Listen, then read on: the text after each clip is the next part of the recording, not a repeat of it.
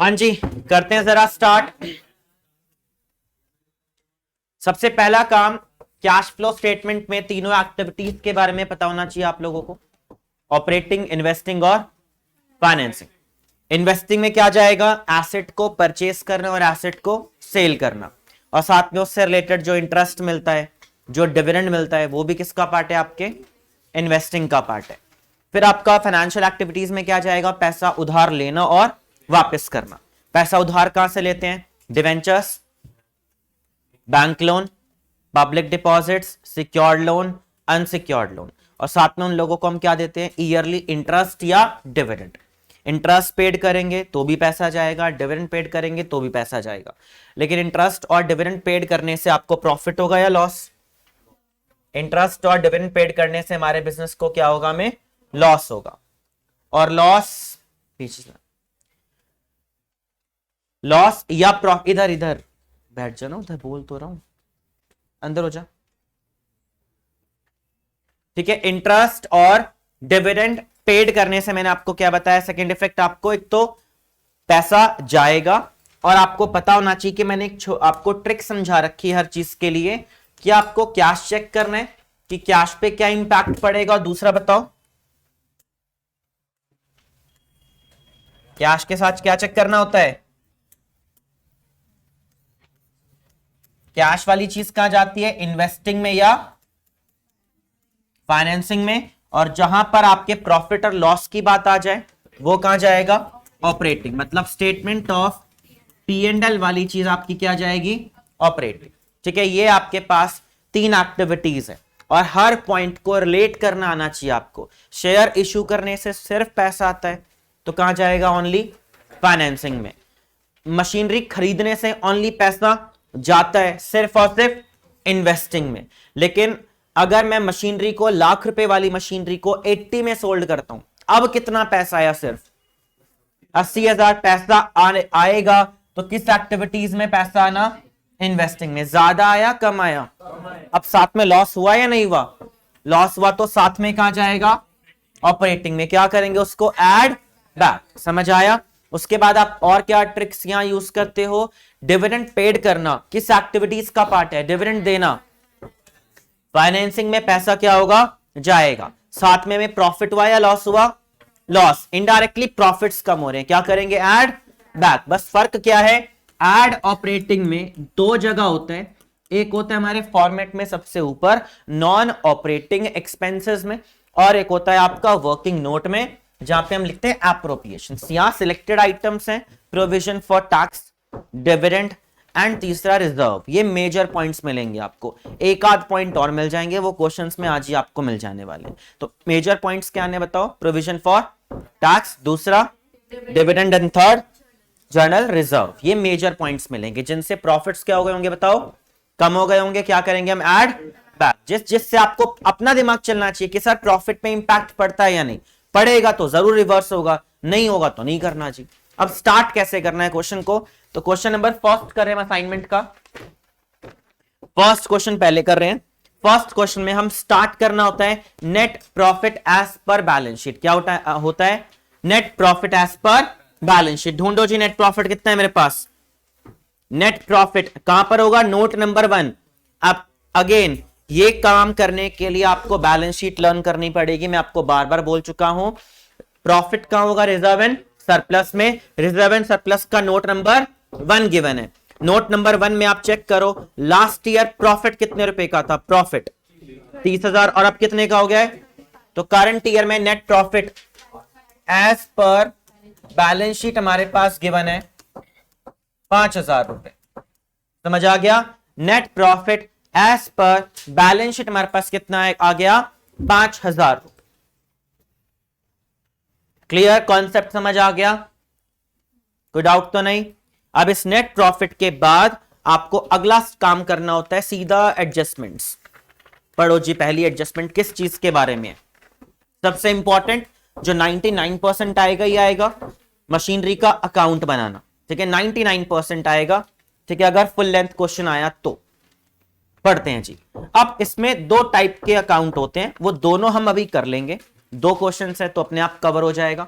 तो पढ़ते हैं एक बार क्वेश्चन।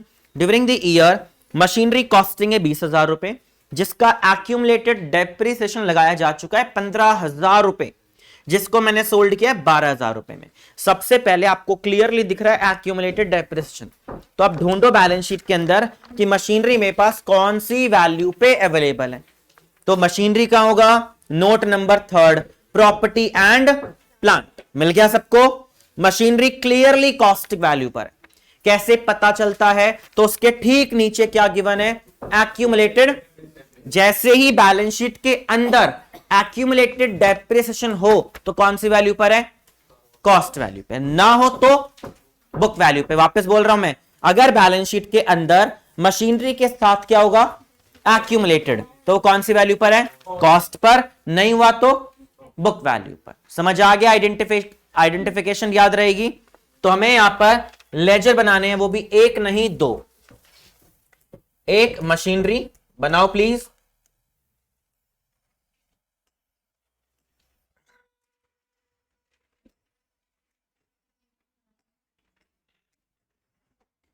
एक मशीनरी का लेजर आप बनाने वाले हो।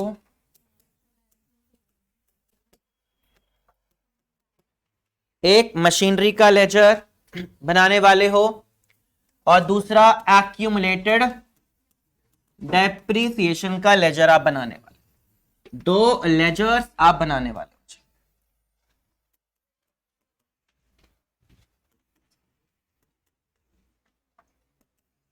एक्यूमुलेटेड डेप्रिसिएशन आपके लिए क्या है? एक लाइबिलिटीज। क्या है बताओ? एक liabilities. Increase in always credit side and decrease in debit side. Machinery एक एसेट है, increase in debit side and decrease in. पहले बैलेंसेस लिख दो, ओपनिंग और क्लोजिंग क्यों बना रहे हैं अकाउंट? क्योंकि एक एसेट बिक सोल्ड हो रहा है। सोल्ड हो रहा है तो खरीदा भी क्या होगा? पता नहीं कितने का, वो हम निकालेंगे बैलेंसिंग करके। तो मशीनरी का opening price, cost price note करो प्लीज, देखकर आराम से करना है, जल्दबाजी नहीं है। क्वेश्चन करके जाने, साथ में कॉन्सेप्ट कवर करके जाना है, याद रखना है। मेन टारगेट है सारे कॉन्सेप्ट जितने भी टाइप के मिलेंगे सब अच्छे से कवर करना है। तो मशीनरी का और opening cost balance brought down है मेरे पास 3,50,000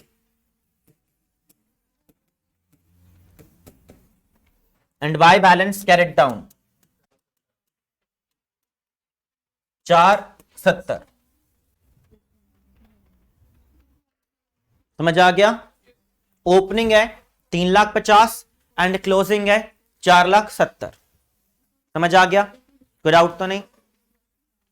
अब मशीनरी को बेच रहे हो आप, अगेन बोल रहा हूं मैं, कौन सी वैल्यू पे बन रहा है? कॉस्ट पे। मशीन प्रोविजन कितने रुपए का है? पहले का 50, उसी के नीचे गिवन था। Liabilities increase in always credit side and carried down कितना है? 60। एक्यूमुलेटेड का ओपनिंग और क्लोजिंग मुझे दोनों गिवन था, मैंने फटाफट दोनों नोट कर लिया। ओपनिंग एंड क्लोजिंग दोनों हमने नोट कर लिया। अब लाइन पढ़ो, कितने वाला कितने में बेच रहे हैं? 20,000 वाले के ऊपर कितने रुपए का डेप्रिसिएशन लग चुका है? 15। 20 वाली चीज 15,000 डेप्रिशिएट हो गई है। डेप्रिशिएट होने से इनडायरेक्टली एसेट क्या हो जाएगा? कम। सबसे पहले किस रीजन से? कितने रुपए का बताओ? 20 वाली चीज 15,000 ऑलरेडी डेप्रिशिएट हो गई है, तो क्या प्राइस बचता है? लेकिन बेचा कितने में? 12 में। एसेट तो जा ही रहा है और आपने 12,000 रुपए में बेच दिया जी। मेरे अकॉर्डिंग 20 वाली चीज 15 की डेप्रिशिएट हो चुकी है, तो मेरे लिए सिर्फ 5,000 की थी, लेकिन बेची मैंने 12 में। प्रॉफिट या लॉस? कितने रुपए का? प्रॉफिट होने से एसेट बढ़ जाता है। क्या होता है? प्रॉफिट बढ़ जाता है। 7,000 रुपए का आपने प्रॉफिट जनरेट किया है, तो स्टेटमेंट ऑफ P&L। लॉस होता तो एसेट कम करना है, प्रॉफिट होगा तो एसेट बढ़ाना है। क्लियर? समझ आ गया? दूसरा क्या काम करना है? और तो अब आप चेक करो कि प्रोविजन कितना और कम हो रहा है। 15 कम भी तो हो रहा है। अगर प्रोविजन यूज कर रहे हैं हम एसेट जाते टाइम, तो 15 का प्रोविजन कम करो। तो मशीनरी के ऊपर आपने 15,000 रुपए का डेप्रिसिएशन ऑलरेडी लगा रखा है, पुराने वाला, नए वाला नहीं, पुराने वाला। क्लियर? अब दोनों लेजर्स बैलेंस कर दो। ये मैक्सिमम पॉइंट्स होते हैं क्वेश्चन में आने के, आपको इससे ज्यादा नहीं मिलने वाला। बस कभी कुछ गिवन होगा, कभी कुछ होगा, इतना ही, यही इफेक्ट आएंगे। करो बैलेंसिंग फिगर। यहां से टू बैंक कितने रुपए का और एसेट परचेज किया वो आएगा, 140 का बैलेंसिंग आ रहा है, सब कुछ प्लस माइनस करने के बाद 140 ना, और इधर का टोटल करके 25,000 रुपए का, इसे हम बोलते हैं करंट ईयर का depreciation. By statement of P and L लिख दो, बैलेंसिंग फिगर, और साथ में लिख लो, ध्यान रहेगा ये क्या आपका डेप्रिसिएशन करंट ईयर वाला, ड्यूरिंग द ईयर जो चार्ज किया गया हो, वो 15 पुराने वाला है, ये 25 करंट वाला है। समझ आ गया? अब बताओ, एसेट की बात चल रही है, तो एसेट खरीदना और बेचना किस एक्टिविटीज का पार्ट है?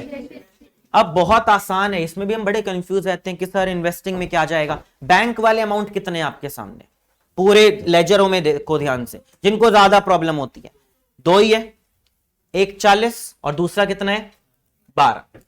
ये आपने बेचा है, बेचोगे तो पैसा आएगा और खरीदोगे तो पैसा, तो यही दोनों वैल्यूज सिर्फ इन्वेस्टिंग में जाएंगी और कुछ नहीं जाने वाला। समझ आ गया? तो आप इन दोनों वैल्यूज को लेके चलो इन्वेस्टिंग में।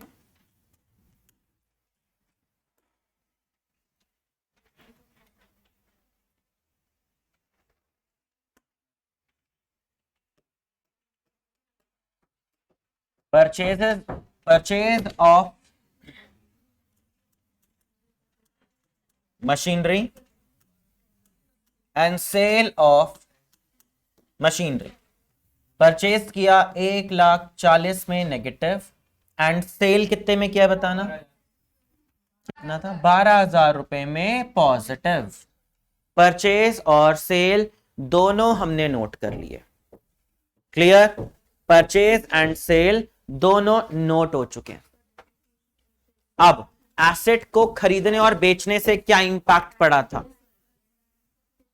एसेट को खरीदने से, अंदर हो जाओ, एसेट को बेचने से प्रॉफिट हुआ था। प्रॉफिट को क्या करते हैं ऑलवेज लेस, ये राजी, प्रॉफिट को उल्टा चलना है, प्रॉफिट हो तो माइनस और लॉस हो तो प्लस, बस इतना ध्यान रखना है आपको। तो कितने का प्रॉफिट कमाया था 7,000, माइनस कर दो, ये रहा प्रॉफिट।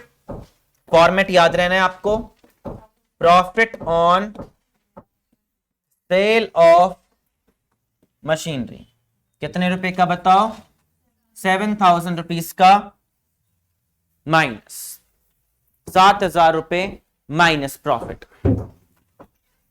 क्लियर?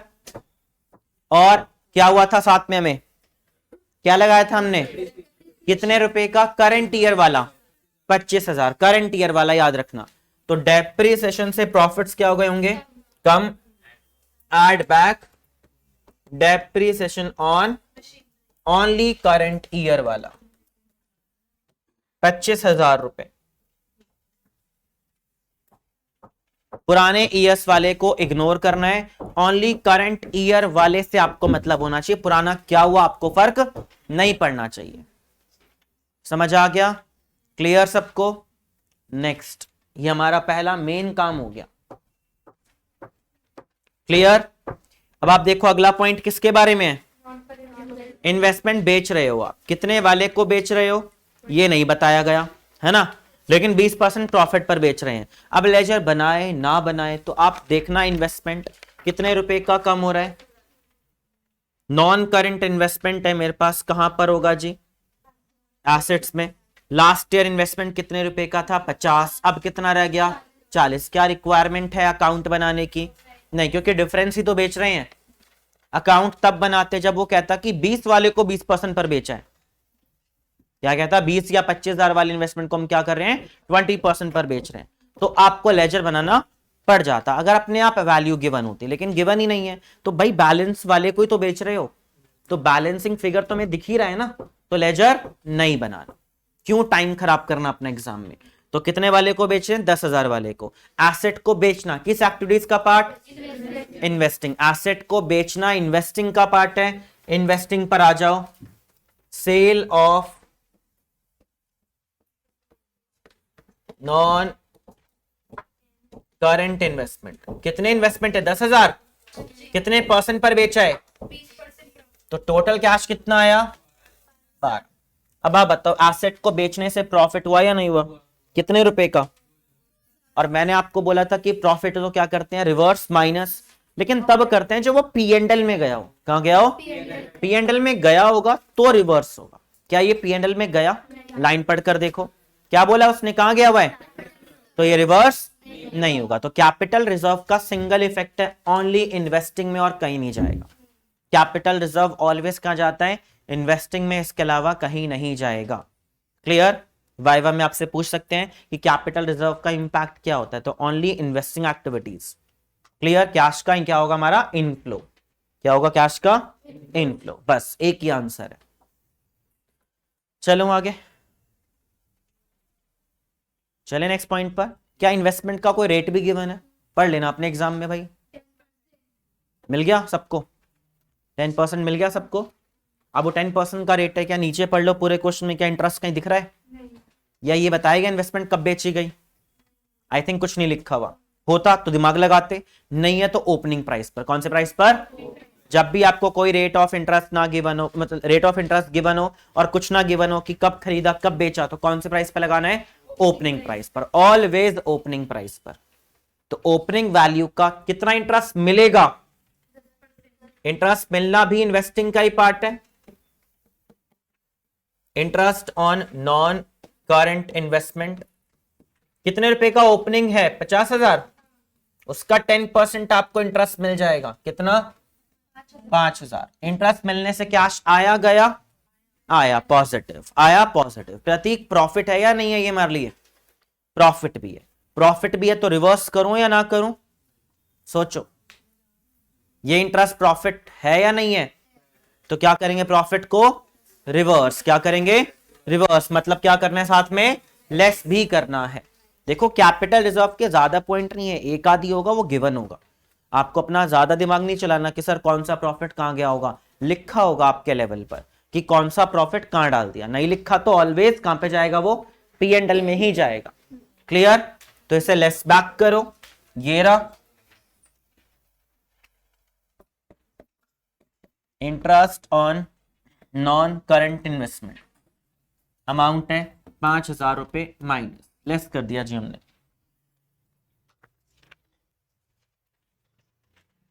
समझ आ गया, कोई प्रॉब्लम तो नहीं। चलो अगले पर पढ़ो जी। Next,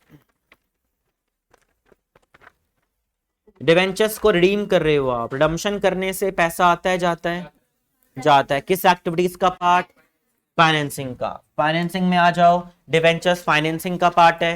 redemption of debentures, debentures को पैसा वापस देना फाइनेंसिंग का पार्ट है। मेरे लिए पैसा जाएगा, जाएगा तो जी फाइनेंसिंग में ही जाना है। क्लियर। कितने रुपए के डिवेंचर्स थे पहले से, डिवेंचर्स थे पहले 20,000 रुपए के और अब नहीं है जी। तो 20,000 के 20,000 क्या कर दिए, रिडीम। रिडीम मतलब जाना। क्या एट पार पे किया या एट प्रीमियम पे, अब ये चीज हम डिवेंचर्स में कर चुके हैं जी। डिवेंचर्स को रिडम्पशन करने से पैसा जाता है, बस ये देखना है कि कम दिया, कम तो पॉसिबल ही नहीं है ना। ये तो नहीं बोल सकता 10,000 दो और बाद में 5,000 ले लेना, ज्यादा ही दूंगा या सेम वैल्यू दूंगा। तो एट पार नहीं है, एट प्रीमियम है। कितने परसेंट फालतू दे रहा हूं, 10%। कितना हो गया 10%, टोटल कैश कितना आउटफ्लो हुआ, टोटल कैश 22,000 रुपए का आउटफ्लो हुआ है। क्लियर। अब करण बता फटाफट, एक्स्ट्रा देना लॉस है या नहीं है, कितने रुपए एक्स्ट्रा दिए, 20 या ओनली 2,000 रुपए। अब वो लॉस हुआ है तो क्या करेंगे, एड बैक। क्या करेंगे, add back. Add back always. यहां पर सिर्फ एप्रोप्रिएशन मैंने आपको 3 चीजें मेजरली बताई हैं, डिविडेंड, टैक्स और तीसरा क्या बताया मैंने आपको, रिजर्व। मेजरली पॉइंट, ठीक है। यहां ऐड बैक कर दो, नाम क्या आता है, प्रीमियम, याद करो, premium on redemption of debentures. कितने रुपए फालतू था, वही हमने ऐड बैक कर लिया। Concept clear? अगेन बोल रहा हूं, मैं पूरा चैप्टर आपको सिर्फ इन दो बातों पे चला रहा हूं, मैं कोई ज्यादा चीजें नहीं बता रहा आपको, मैं सब कुछ इस पे निर्भर हूं, कैश पे क्या पड़ रहा है और पी एंड एल पे क्या पड़ रहा है, मैं इसी बेसिस पे सारी चीजें कवर कर रहा हूं। क्लियर? नेक्स्ट पढ़ो, लगाओ दिमाग, क्या होना चाहिए, पहले एक्टिविटी सोचा करो फिर दिमाग चलाया करो। एक्टिविटी कौन सी बताओ नेक्स्ट की? ये तो टैक्स के बारे में हो गया है ना, टैक्स ऑपरेटिंग का ही पार्ट हो जाता है। अब आप चेक करो कि टैक्स का अकाउंट बनाना है या नहीं, कैसे पता चलता है, बैलेंस शीट के अंदर क्या प्रोविजन फॉर टैक्स है आपके पास? नहीं है जी, अगले में आ जाएगा, कोई बात नहीं। तो दोनों टॉपिक हमारे कवर आ जाएंगे, तीन मेथड, तीन टॉपिक हैं इसके, तीनों आपको एक्सप्लेन कर दूंगा। पहले कहीं नहीं है तो कितने रुपए का टैक्स आपने, नोट नंबर 2 नहीं, हाँ जी कहीं नहीं है, तो आप बताओ आप क्या करें इसका इफेक्ट? जो अमाउंट पेड है वही अमाउंट मेड है, हमें वही मानना पड़ेगा, कोई और ऑप्शन नहीं है। जितने रुपए का टैक्स पेड किया गया उतने रुपए का टैक्स मेड किया जाएगा, और कोई ऑप्शन इसका नहीं है। तो टैक्स पेड और मेड दोनों सेम है। मेड करने से प्रॉफिट कम हो गया होगा, ऐड बैक करो, प्रोविजन फॉर टैक्स 15,000 रुपए, ये मैंने मेड अमाउंट लिया हुआ होता है, और कितने रुपए का पेड है, 15,000 रुपए पेड है, ये पहले फॉर्मेट में आता है जी टैक्स पेड, ये रहा कहीं देखो 15,000 माइनस, दोनों वैल्यूज कवर हो गए जी हमारे, पेड एंड मेड दोनों।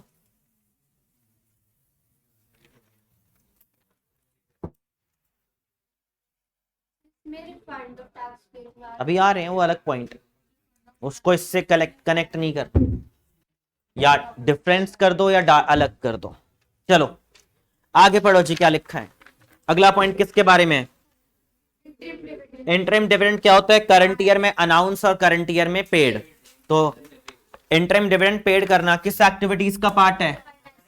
फाइनेंसिंग में। इंटरिम डिविडेंड, डिविडेंड सारे फाइनेंसिंग के ही पार्ट हो जाते हैं जो पेड वाले हैं। इंटरिम डिविडेंड पेड, कितने रुपए का टैक्स पेड किया, लॉक कर दे। वो तो ठीक है,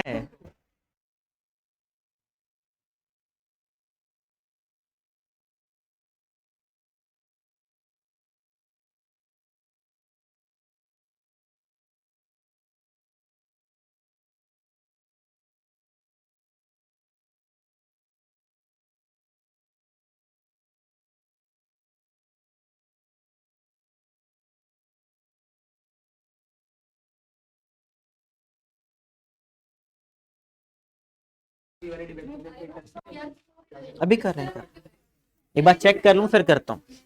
हाँ जी, अभी इंटरेस्ट भी पेड करना है डिवेंचर्स का, याद रखना।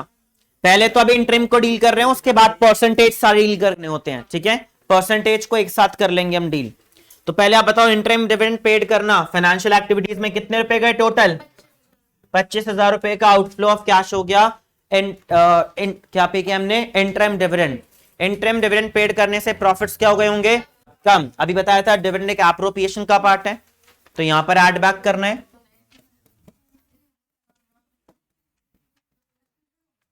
इंटरिम डिविडेंड में ऐड बैक कर रहा हूं और ये अमाउंट है 25,000 रुपए।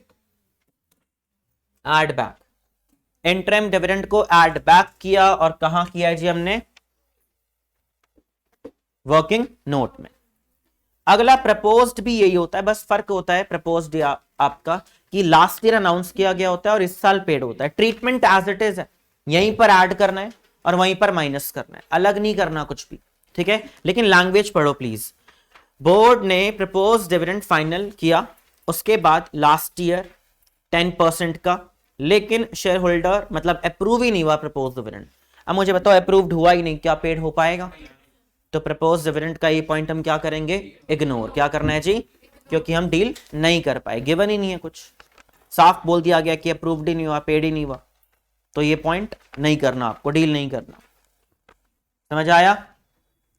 अगला पॉइंट, रिफंड ऑफ टैक्स का ट्रीटमेंट फिक्स्ड है। रिफंड ऑफ टैक्स करने से पैसा क्या होगा?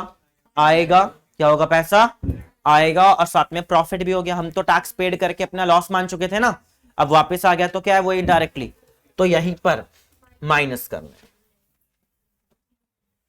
रिफंड ऑफ टैक्स माइनस करना है, याद रखना है यहां पर, क्योंकि रिफंड ऑफ टैक्स करने से पैसा आया है, साथ में प्रॉफिट से लेस बैक।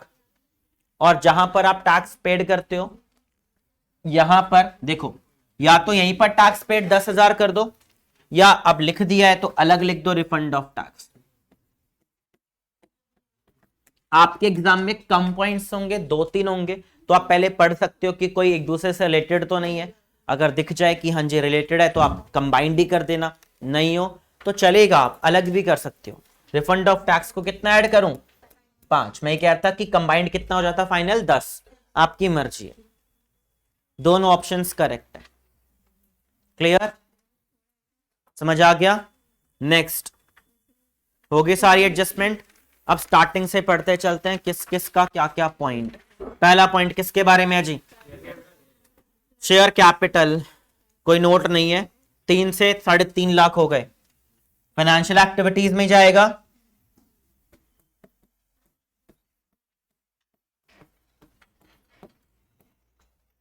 फाइनेंशियल एक्टिविटीज में जाएगा कितना, 50,000 रुपए, कितना जाएगा, 50,000 रुपए के शेयर इश्यू किए गए। फिर reserve and surplus, reserve and surplus का नोट नंबर 1, कैपिटल रिजर्व हो गया, जर्नल रिजर्व चेक करो कितने रुपए का change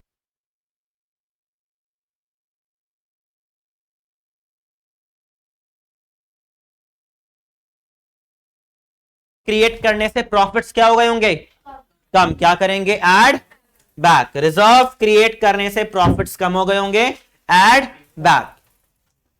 transfer to general reserve and amount है 8,000 पॉजिटिव, 8,000 रुपए पॉजिटिव। क्लियर। कैश फ्लो इसलिए मैंने पहले करा दिया आप लोगों को, मेरा वैसे डिवेंचर्स ही कराने का मूड था, लेकिन नेक्स्ट वीक आई थिंक काफी बच्चों के वाई प्रैक्टिकल्स हैं, तो इनके पॉइंट्स ज्यादा पूछे जाते हैं, इसलिए पहले ये मैंने टॉपिक कंप्लीट करा दिया है। 1-2 क्लासेस और बीच में कराऊंगा कैश फ्लो की, ठीक है, जैसे भी काफी बच्चे नहीं आए जिनको करना था, तो एक क्लास और होगी, उसमें भी आप कर सकते हो, क्योंकि अगेन असाइनमेंट क्या होगा, थोड़ा सा चेंज, या शायद ये इंपॉर्टेंट टॉपिक्स हैं, मैंने इस असाइनमेंट्स में काफी मेजर टॉपिक्स कवर कर रखे हैं, बहुत रेयर चांस है कि कुछ बचेगा, थोड़े बहुत बचेंगे, वो ऑलरेडी मैं आपको टीएस के इलस्ट्रेशंस मार्क करा चुका हूं। पहले वाले जो असाइनमेंट्स कराए हैं वो भी होना नहीं है उनमें, क्योंकि हर बार कुछ ना कुछ 2-4 पॉइंट्स अलग होते हैं, तो आपको पूरे पूरे क्वेश्चंस नहीं कवर करने होते हैं, वो 4-4 5-5 पॉइंट्स जो अलग है ना, उनको नोट कर लेना होता है कि ये नया पॉइंट था, मैं वो याद रखना है।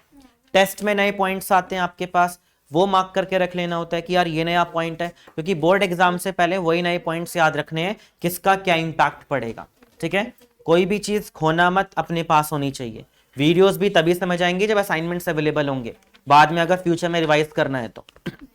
चलो जी, अब यही ना सिक्योरिटीज प्रीमियम भी आपको मिल रहा होगा, है ना, लास्ट ईयर प्रीमियम नहीं था, कितना बढ़ गया, इसका मतलब प्रीमियम से भी पैसा आया, नहीं आया, वो भी किस एक्टिविटीज का पार्ट होता है, फाइनेंशियल एक्टिविटीज। तो सिक्योरिटीज प्रीमियम से पैसा आया है 5,000 रुपए, या आपकी मर्जी थी शेयर में ऐड कर देते या सेपरेट दिखा दो, आपकी मर्जी है, दोनों ऑप्शंस करेक्ट है। आप शेयर में भी ऐड कर सकते हो या सेपरेट भी दिखा सकते हो, आपके अपने आपकी चॉइस है। क्लियर, कोई प्रॉब्लम, डाउट तो नहीं। तो सिक्योरिटीज प्रीमियम से क्या होगा, पैसा आएगा, सिंगल इफेक्ट है, कोई दूसरा इफेक्ट नहीं। अगेन क्यों, क्योंकि सिक्योरिटीज प्रीमियम एक सेपरेट रिजर्व है जो पी&एल से क्रिएट नहीं होता, पैसा आता है तो क्रिएट होता है, तो ये सिर्फ और सिर्फ सिंगल इफेक्ट है, ऑलवेज फाइनेंशियल एक्टिविटीज, कोई दूसरा ट्रीटमेंट नहीं है इसका। इंक्रीज होगा तो कहां जाएगा, फाइनेंसिंग में, डिक्रीज होगा तो इग्नोर होगा, क्या होगा, इग्नोर। समझ आए, याद रखना है, सिक्योरिटीज प्रीमियम इंक्रीज होगा तो कहां जाएगा बताओ, फाइनेंसिंग में, और डिक्रीज होगा तो इग्नोर।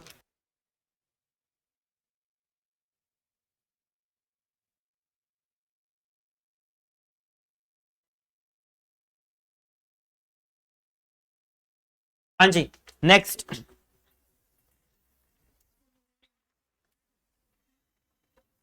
नेक्स्ट हम कहा थे, long term borrowings. Long term borrowings तो हमने डील कर लिया, सॉरी, और उसका रेट ऑफ इंटरेस्ट है 12%। डिवेंचर्स, इसमें एक नहीं दो है, याद रखना। एक ऊपर है लॉन्ग टर्म बोरिंग्स और नीचे शॉर्ट टर्म है, क्योंकि इस साल वो रिडम्पशन होने वाले थे।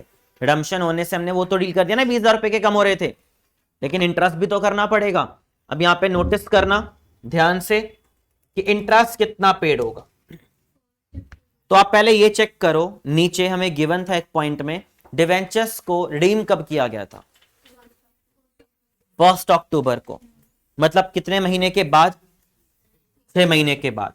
तो जो डिवेंचर्स आपके पास से गए, टोटल लाख रुपए के डिवेंचर्स थे, याद रखना, यहां प्लीज एक बार देख लो, लाख रुपए के थे, 80 के वो जो आपके पास अवेलेबल है स्टार्टिंग से, और 20 वो है जिनको आप क्या कर रहे हो?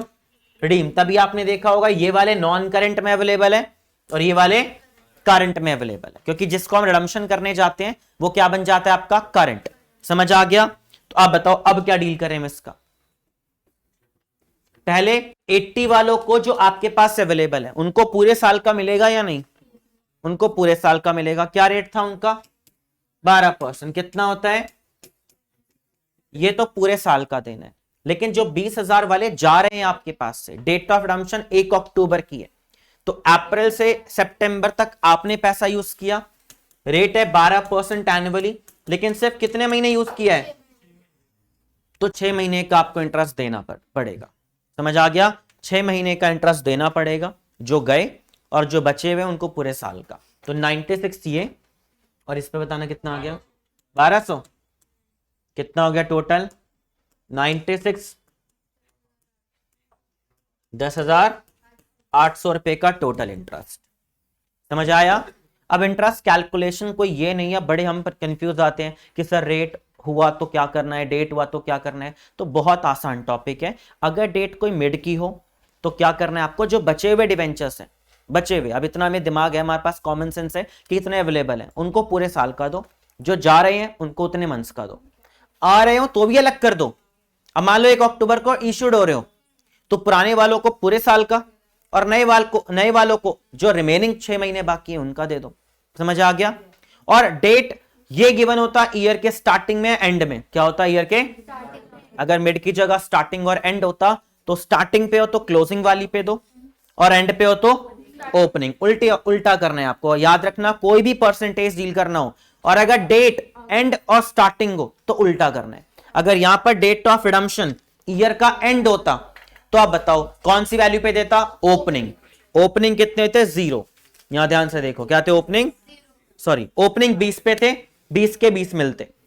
और अगर डेट ऑफ रिडम्पशन कब होती? ईयर के स्टार्टिंग में, तो कौन सी वैल्यू पे देते? क्लोजिंग पे। मतलब डेट के उल्टा चलना है। क्लियर? समझ आ गया?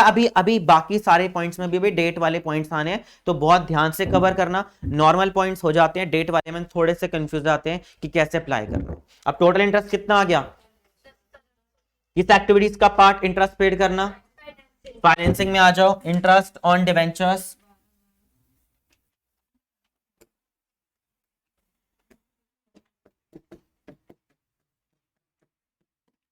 ₹10,800 का पे किया minus. And second effect, interest paid करने से प्रॉफिट्स क्या हो जाएंगे? कम। ऐड बैक करो ऑपरेटिंग में।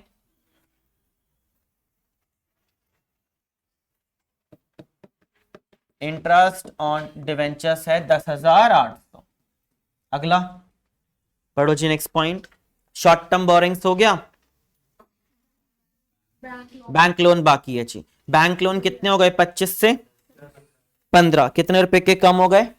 10। पेमेंट करना किस एक्टिविटीज का पार्ट है? लोन पे करना, फाइनेंसिंग। नाम में ही फाइनेंस दिख रहा है, पैसे देने की बात हो रही है, तो रीपेमेंट ऑफ लोन।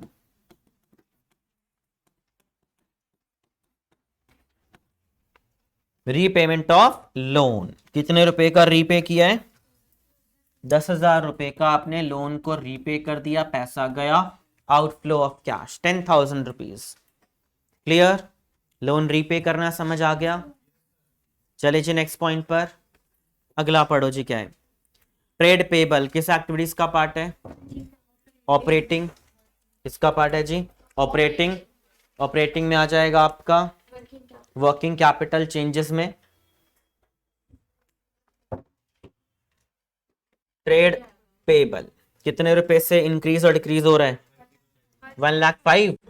अब लाइबिलिटीज बढ़ती है तो पैसा आता है, लाइबिलिटीज बढ़ती है तो पैसा, और एसेट बढ़ेगा तो पैसा जाता है।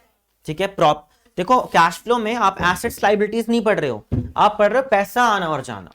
हमारा मोटिव ये नहीं है कि एसेट कितने बढ़ रहे हैं, कितनी लाइबिलिटीज बढ़ रही है। आपसे इस चैप्टर में पूछा जाता है पैसा आना और जाना, लाइबिलिटीज बढ़ने से पैसा आएगा मेरी जेब में। मेरा मोटिव कैश इनफ्लो और आउटफ्लो चेक करना है।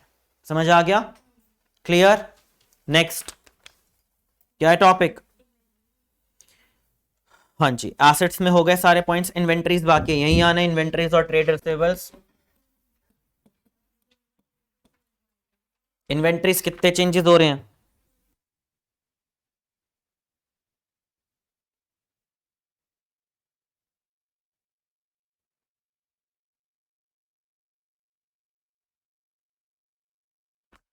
इन्वेंटरीज है आपके पास 12, सॉरी कितने, 22 इंक्रीज हो रहे हैं ना, तो आउटफ्लो ऑफ कैश।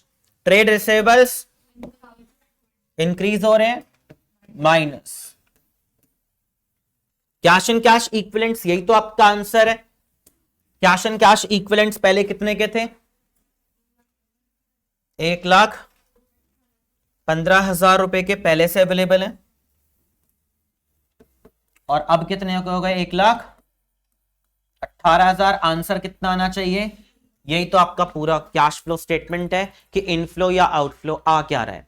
तो पहले 1,15,000 रुपए का कैश आपकी जेब में था, अब वो 1,18,000 रुपए का हो गया है। 3,000 रुपए का कैश आ रहा है, कहां से आ रहा है? वो तीन एक्टिविटीज का सम करके आंसर आएगा। समझ आ गया? क्लियर? कैश इनफ्लो और आउटफ्लो चेक करना। पेपर में अगेन वाइवा में आपका क्वेश्चन पूछा जाएगा, cash deposited into bank, cash withdraw from bank, या फिर मार्केटेबल सिक्योरिटीज परचेस करना, मार्केटेबल सिक्योरिटीज को सेल करना, चेक इन हैंड रिसीव करना, चेक इन हैंड को डिपॉजिट करना बैंक में, बैंक ड्राफ्ट रिसीव करना। इनसे क्या इनफ्लो होगा, आउटफ्लो होगा, नो फ्लो होगा? ये जितने मैंने आपको पॉइंट्स बोले, क्या होगा इनसे? No flow of cash. आपको ध्यान रखना है, ठीक है? इन सारे पॉइंट से कोई फ्लो नहीं होता। वाइवा में इसी टाइप के आपको क्वेश्चन ज्यादा मिलते हैं, तो आपको ध्यान रखनी है सारी चीजें। क्लियर? कोई डाउट तो नहीं? चले नेक्स्ट करो, टोटलिंग कर दो यार। कितना आ रहा है? 48।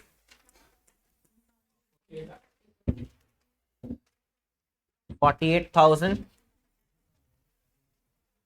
Net profit before tax and extraordinary items आ गया 48। क्लियर?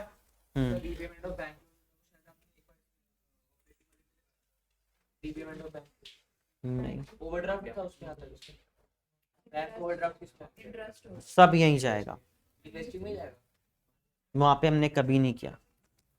ठीक है, नाम से ही आप देखो ना कि वो फाइनेंस है या नहीं है। तो बैंक लोन चाहे शॉर्ट टर्म लो, लॉन्ग टर्म लो, हमारा मोटिव वो नहीं, हमारा मोटिव है फाइनेंस है या नहीं है, पैसा ले रहे हो नहीं ले रहे। 48 नोट करो फटाफट यहां पर,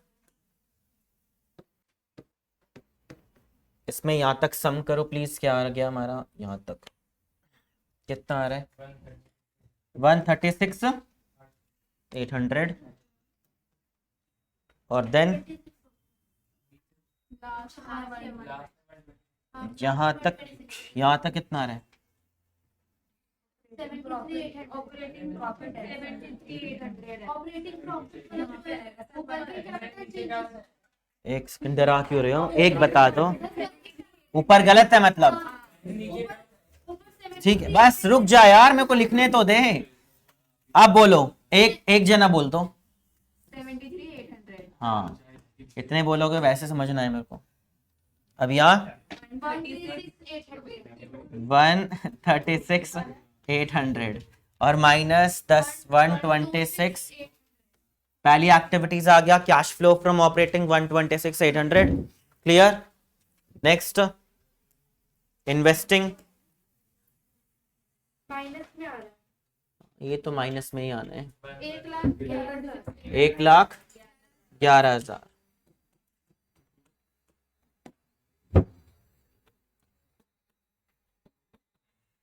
cash flow from cash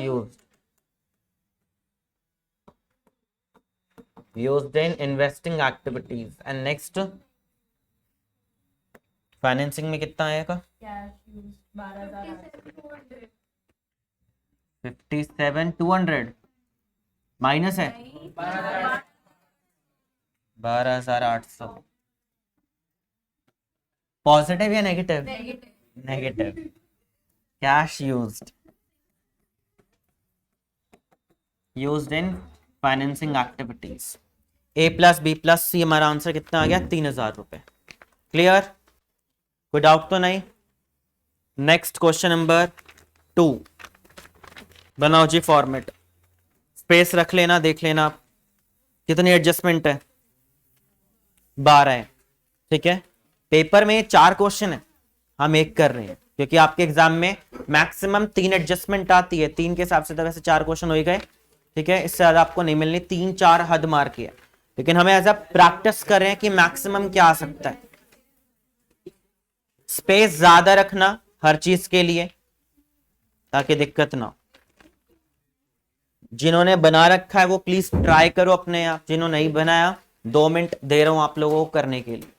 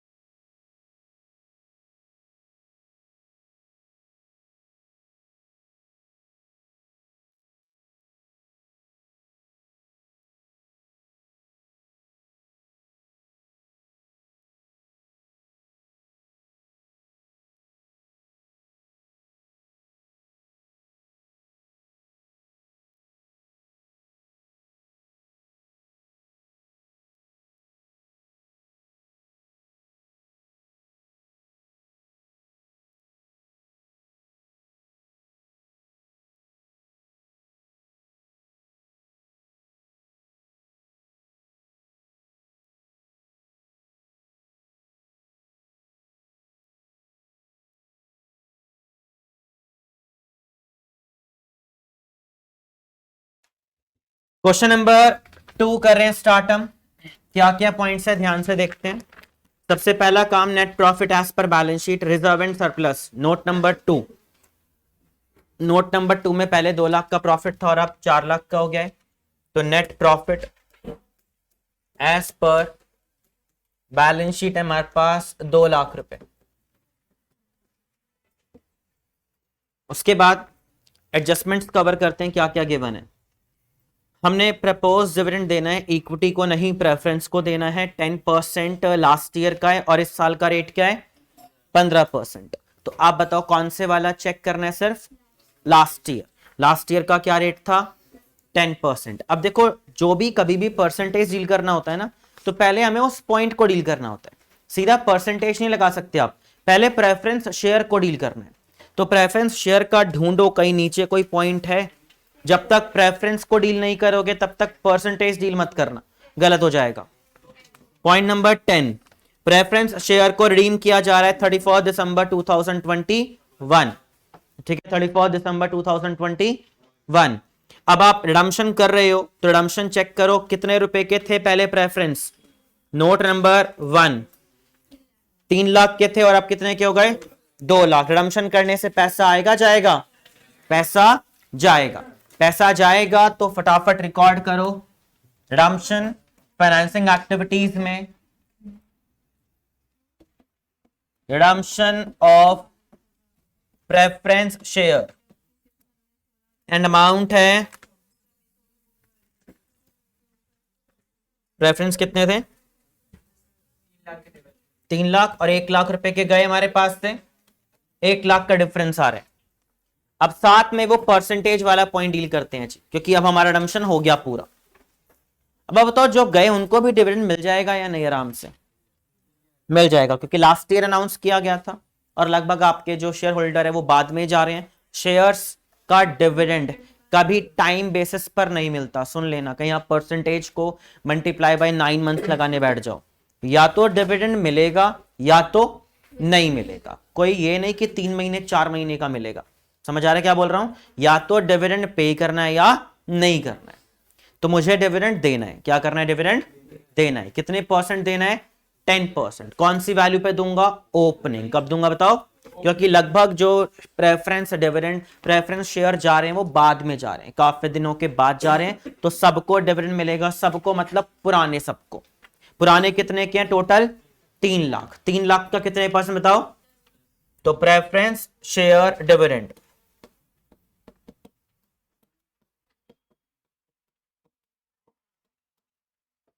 3 lakh रुपए का 10% कितना होता है 30,000 रुपए। 3 लाख रुपीस का 10% दे दिया आपने। डिविडेंड देने से पैसे का आउटफ्लो और सेकंड इफेक्ट प्रॉफिट क्या हो गया होगा कम। क्या करेंगे, एड बैक।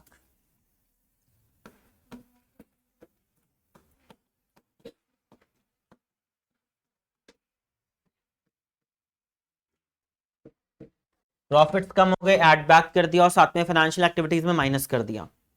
इसमें एक पॉइंट मैंने आपको और एक्स्ट्रा करवाया हुआ है क्लास के अंदर कि बैलेंस शीट के अंदर कई बार अनपेड डिविडेंड होता है। क्या होता है, अनपेड डिविडेंड। तो अनपेड डिविडेंड मान लो लास्ट ईयर 5,000 रुपए का था और इस साल 15,000 रुपए का हो गया। कितना हो गया, लास्ट ईयर कितने का था 5 और अब कितने का हो गया 15। मतलब आपने 30,000 रुपए का डिविडेंड देने की सोची, प्रॉफिट्स अलग कर दिए, लेकिन जब देने की बारी आई तो क्या दे पाए आप सारा अमाउंट, नहीं।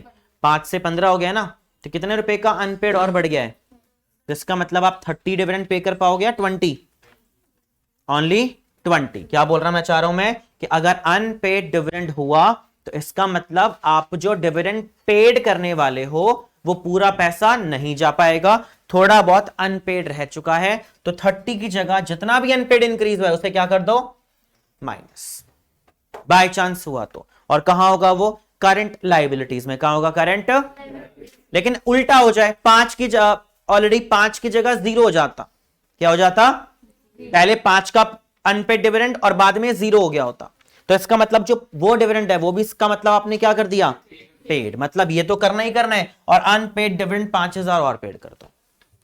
क्लियर, नहीं जाएगा, सिंगल इफेक्ट यही जाएगा दोनों में अगर बढ़ रहा है घटते रहे तो। हाँ जी, दोनों में एक एक इफेक्ट जाएगा। क्योंकि आपने बैलेंस शीट के अंदर वाली वैल्यूज को चेंज किया है बस।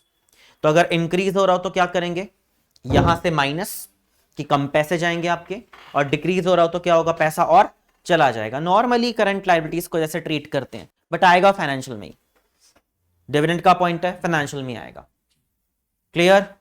नेक्स्ट किसके बारे में पढ़ो,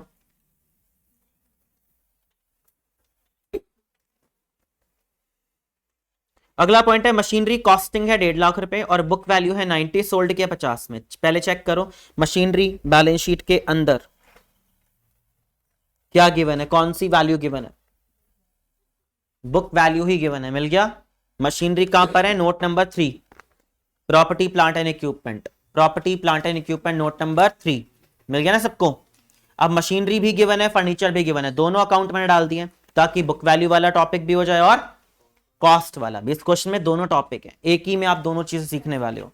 लेकिन मशीनरी कौन सी वैल्यू पर है, बुक। कैसे पता चला, मशीनरी के साथ क्या नहीं गिवन, एक्यूमुलेटेड नहीं गिवन, तो कौन सी वैल्यू पर हो गया, बुक वैल्यू। का मतलब है एक ही लेजर में सारा काम करना। बनाओ जी मशीनरी अकाउंट,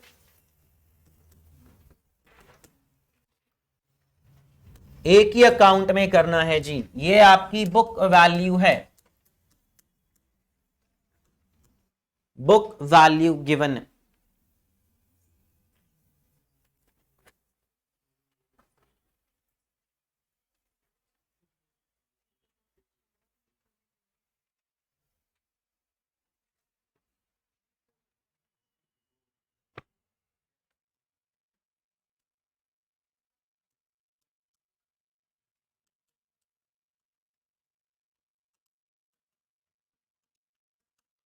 मशीनरी का ओपनिंग प्राइस चेक करो कितने रुपए का है। ओपनिंग वैल्यू है मशीनरी हमारे पास 6 लाख ना, एंड कैरेट डाउन वैल्यू है 7 लाख।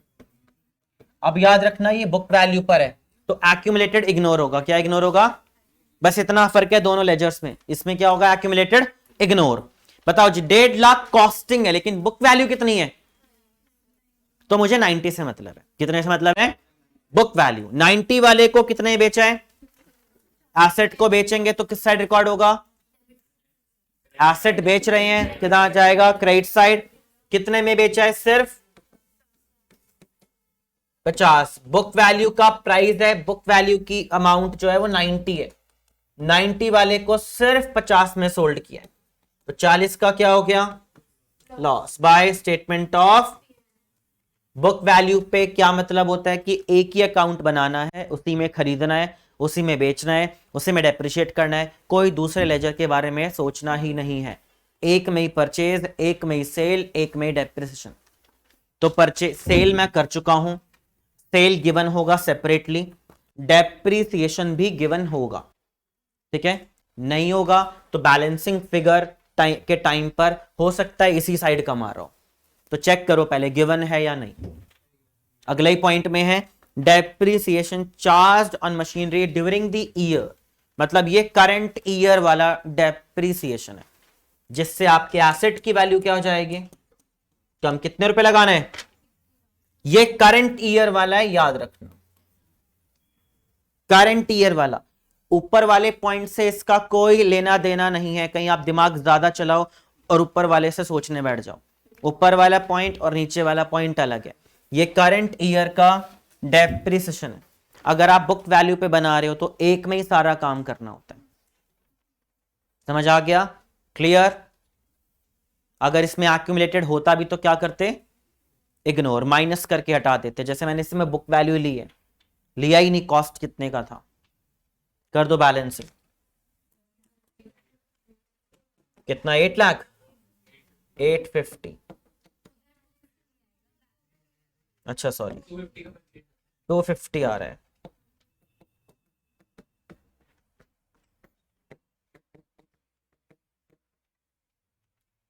टू बैंक, करो नोट इसे, कौन सी चीज कहां जाएगी, एसेट खरीदना और बेचना कहां जाएगा, इन्वेस्टिंग में।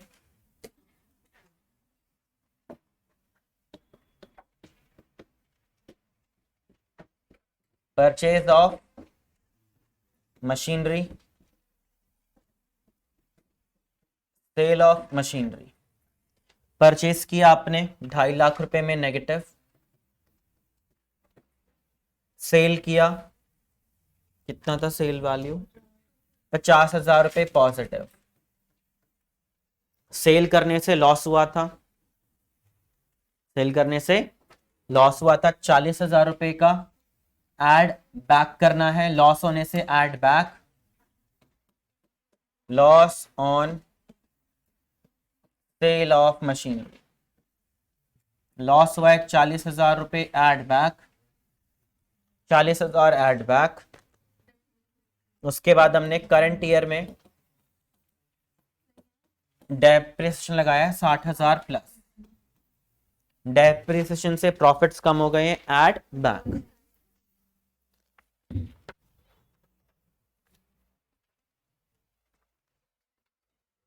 समझ आ गया? ये था बुक वैल्यू पे बनाना। सेम चीज अगला पॉइंट किसके बारे में है? फर्नीचर, लेकिन फर्नीचर बैलेंस शीट के अंदर कौन सी वैल्यू में है? कॉस्ट। तो कितने अकाउंट बनाने पड़ेंगे? 2, फर्नीचर का अकाउंट और साथ में उसका एक्यूमुलेटेड। प्लीज एक बार ट्राई करो आप कर पा रहे हो या नहीं, क्योंकि पिछले क्वेश्चन में सेम चीज सीखी थी आपने। तो एक बार ट्राई करो अपने आप लेजर, फर्नीचर का कॉस्ट वैल्यू पे बनाना है, करो प्लीज।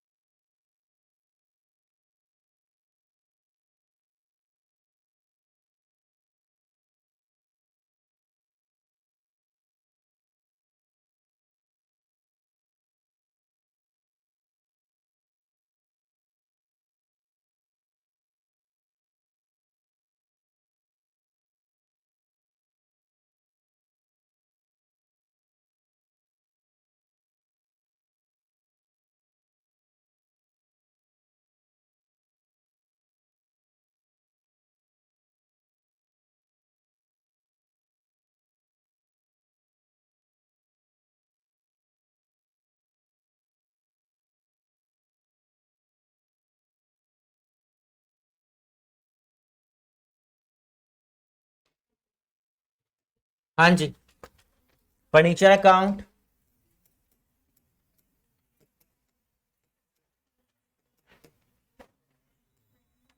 कॉस्ट वैल्यू पे बन रहा है,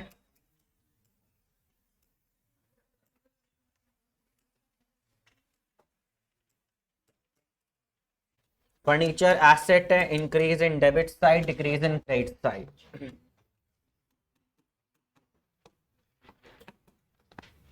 फर्नीचर का ओपनिंग प्राइस है हमारा 440,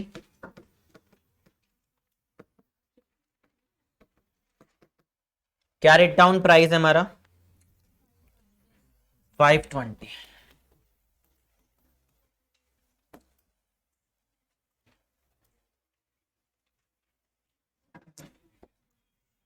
accumulated depreciation,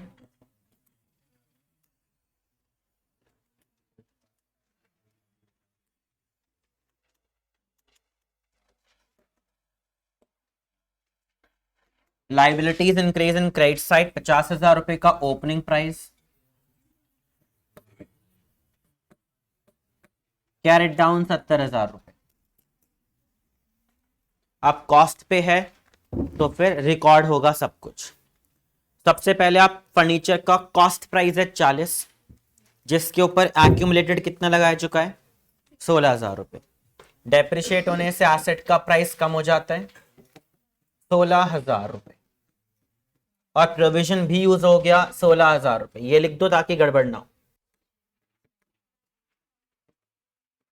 अब 40 वाली चीज 16,000 डेप्रिशिएट हो गई, तो प्राइस बचा कितना, लेकिन बेचा कितने में है, तो एसेट बेचेंगे तो एसेट गया क्रेडिट साइड पर, टोटल 34 में गया। 24 वाली चीज को आपने 34 में सोल्ड किया। प्रॉफिट व लॉस कितने रुपए का, तो प्रॉफिट होने से एसेट उल्टा बढ़ जाता है। तो statement of P and L आपको 10,000 रुपए का प्रॉफिट हो गया। समझ आया। अब यहां से बैलेंसिंग फिगर वही स्टेप करने, तो बैंक कितना 120,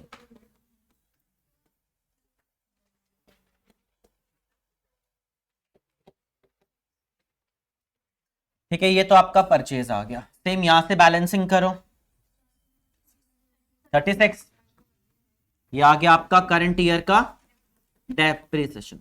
कॉन्सेप्ट वही है, चाहे आप इसे बुक वैल्यू पे करो, कॉस्ट पे, बस फर्क क्या है एक वैल्यू का। अगर कॉस्ट पे बन रहा है तो ये 16,000 रिकॉर्ड होता है, सुन लो प्लीज। अगर कॉस्ट पे है तो ये 16,000 रिकॉर्ड होगा, और बुक वैल्यू पे रिकॉर्ड नहीं होगा, बस इतना फर्क है। और जब बुक वैल्यू पे तो ये वैल्यू यहां नहीं होती, फिर वो यहीं आती। इसलिए मैंने एक ही क्वेश्चन में दोनों पॉइंट्स डाल दिए ताकि आपको समझ आए कि किसमें क्या डिफरेंस है। क्लियर। करें इनकी पोस्टिंग वही है जी, वो नहीं बदलेगा। एसेट खरीदना और बेचना, इन्वेस्टिंग में आ जाओ।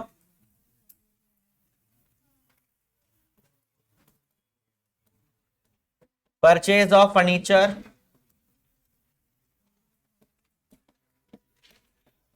And sale of furniture. Purchase of furniture कितना था 120 नेगेटिव, और सेल 34 पॉजिटिव, 34 पॉजिटिव। सेल करने से प्रॉफिट हुआ लॉस हुआ, क्या करेंगे प्रॉफिट को लेस, प्रॉफिट लेस हो जाएगा।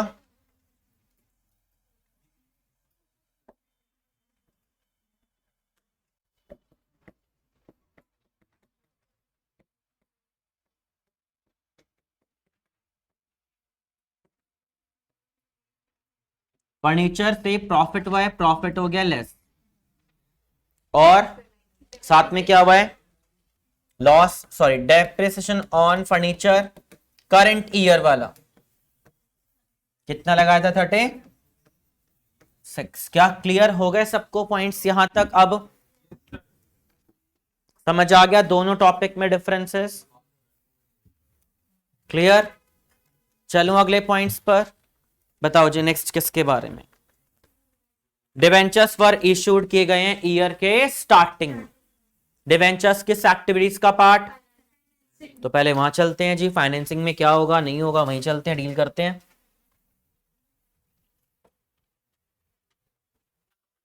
करो इशू ऑफ डिवेंचर्स।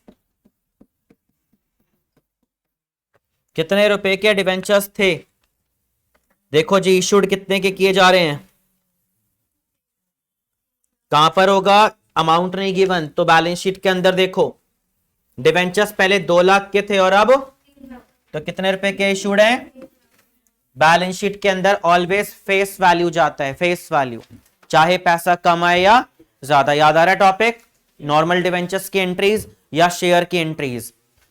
तो 1 लाख रुपए के इशूड किए गए, लेकिन क्या पैसा भी 1 लाख आएगा, कितने परसेंट कम आएगा, 10% लिखा है ना, डिस्काउंट दे रहे हो आप, तो मिलना 1 लाख चाहिए, लेकिन 10% आपने डिस्काउंट अलाउ कर दिया, तो आपके पास कैश कितना आएगा 90,000 पॉजिटिव, 90,000 रुपए पॉजिटिव। क्लियर।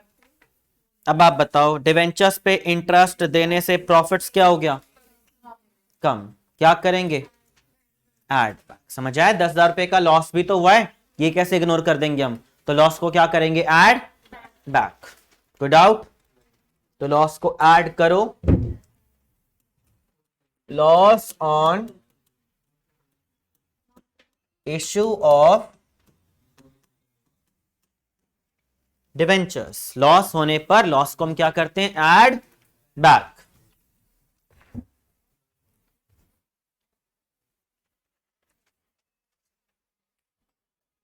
और अगर यहाँ पे प्रीमियम होता फिर क्या चीज? rather premium। तो फिर वो पैसा आता ओनली फाइनेंसिंग एक्टिविटीज में, बताया ना, प्रीमियम आना ओनली फाइनेंसिंग में और कहीं नहीं जाएगा।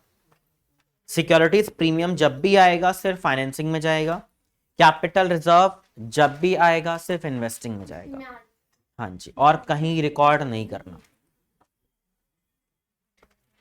हाँ, ये हो सकता था यहां पर नीचे एक पॉइंट कह दे कि जो डिस्काउंट है हमने किया हुआ है क्लास के अंदर, जो ये डिस्काउंट है वो हमने राइट ऑफ कहां से कर दिया, सिक्योरिटीज प्रीमियम से।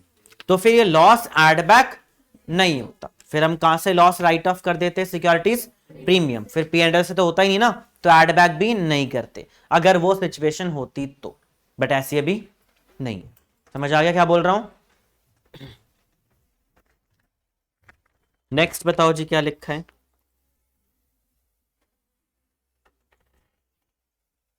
किसके बारे में? अब इंटरेस्ट भी डील करी दो, नीचे देखना कहीं कोई रेट तो नहीं गिवन, चलो बाद में देख लेंगे।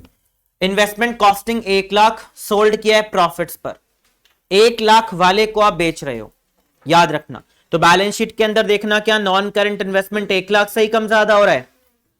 नहीं ना, कोई और वैल्यू है ना, तो क्या बनाना पड़ेगा इसका भी अकाउंट बनाओ, नॉन करंट इन्वेस्टमेंट। अगर 1,00,000 से ही कम हो रहा होता तो अकाउंट नहीं बनाते, याद रखना। वैल्यू कुछ और कम हो रही है इसलिए क्या बनाना पड़ेगा, एक लेजर बनाओ जी प्लीज, एक नॉन करंट इन्वेस्टमेंट अकाउंट।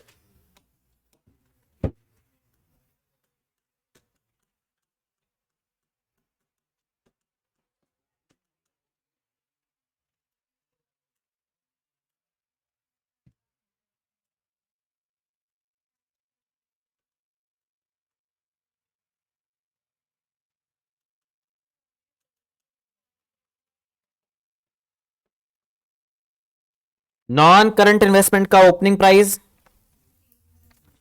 1,00,000 रुपए,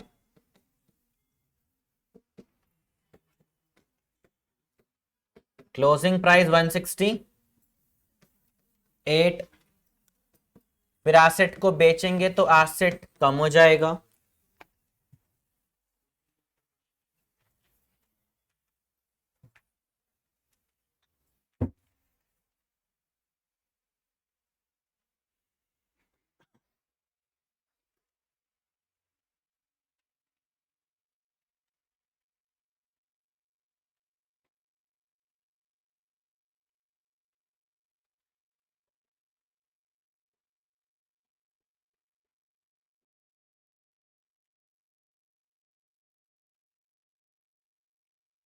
हाँ जी। क्या कहता मैं आपको कि 1,00,000 वाले इन्वेस्टमेंट को 20% प्रॉफिट पर बेच रहे हो, तो एसेट कम हो रहा है लेकिन पैसा कितना आएगा, 1,00,000। कितने रुपए का प्रॉफिट जनरेट किया है, 20,000। और ये प्रॉफिट्स हम कहां ट्रांसफर करते हैं, statement of P and L.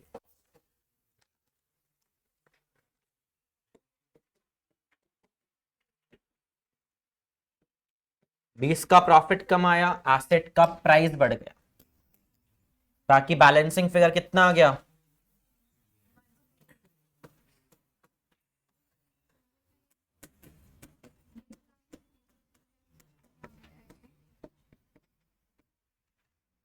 आया लॉजिक समझ यहां तक? बताओ जी, एसेट खरीदना और बेचना कहां गया, इन्वेस्टिंग में है ना, इन्वेस्टिंग में चला जाएगा एसेट खरीदना और बेचना। अमाउंट अगेन बड़ा आसान होता है, जहां बैंक की वैल्यूज है वही इन्वेस्टिंग में जाएगा। बैंक में कितना है, 168, यहां बैंक में कितना है, 1,20,000 रुपए। तो इन्वेस्टमेंट बेची आपने 1,20,000 में, खरीदी 168 में, ये वाली वैल्यूज जाएंगी इन्वेस्टिंग में।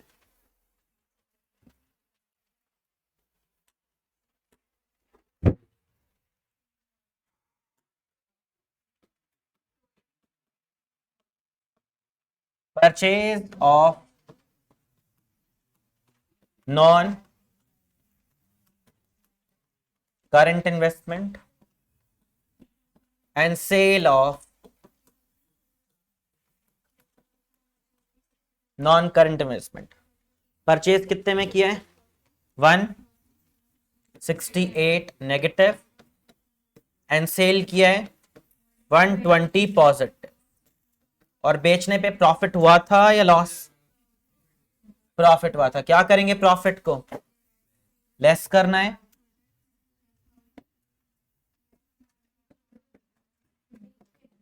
सॉरी लेस करना है हमें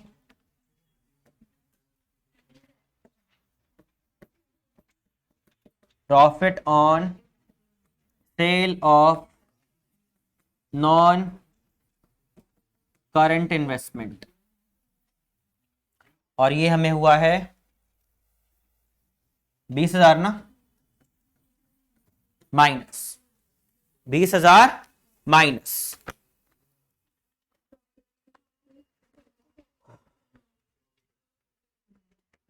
अगला पॉइंट इन्वेस्टमेंट के बाद किसके बारे में है? Provision for tax. क्या बनाना है इसका? में एक लेजर। बीच में है कोई? अभी करते हैं वो, मैं इंटरेस्ट एक साथ कर दूंगा। हाँ नहीं, मेड होता है टैक्स प्रोवाइडेड। चलो अब जब ग्रेट अमाउंट डेट वगैरह गिवन है तो डील कर ही देते हैं। इन्वेस्टमेंट कॉस्टिंग 1 लाख वर्ष सोल्ड हमने कर दिया था। अगला पॉइंट है 7th है, investment were purchased and sale की गई है ईयर के स्टार्टिंग में। ईयर के स्टार्टिंग की डेट है तो रेट ऑफ इंटरेस्ट किस पे मिलेगा? ओपनिंग पे। किस पे मिलेगा? डेट अगर एंड की हो तो कौन सी वैल्यू पे लेना है? ओपनिंग पे। समझ आ गया? एंड की डेट है ना तो ओपनिंग प्राइस पर लेना है। ये नहीं बोला मैंने, कुछ और बोल दिया था। ठीक है, तो डेट ईयर एंड की गिवन है तो क्या रेट किस पे लगेगा? ओपनिंग प्राइस पर। ओपनिंग प्राइस इन्वेस्टमेंट कितने रुपए का है? Opening price 1 lakh. 1 लाख का क्या रेट मिलेगा? 10%। इंटरेस्ट मिलना भी किसका पार्ट है? इन्वेस्टिंग का। इंटरेस्ट ऑन, आवाज आ रही है जी, पढ़ लो शांति से। Interest on investment opening value का 10%, क्योंकि डेट एंड की गिवन है।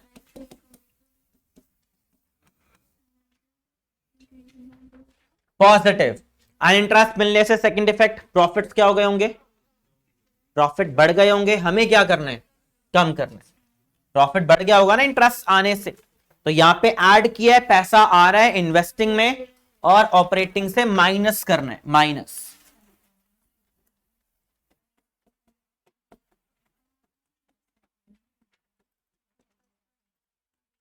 इंटरेस्ट ऑन इन्वेस्टमेंट को माइनस कर रहे हैं।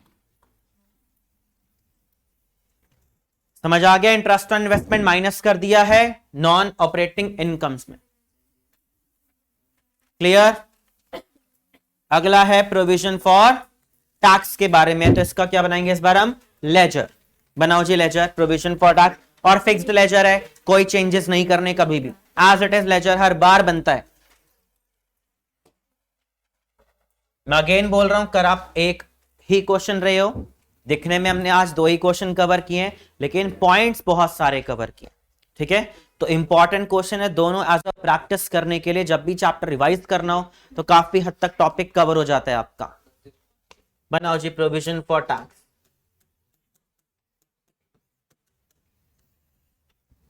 अकाउंट इसलिए बना रहे हैं तो क्योंकि नीचे एक एडजस्टमेंट है और ऊपर हमें बैलेंसिंग गिवन।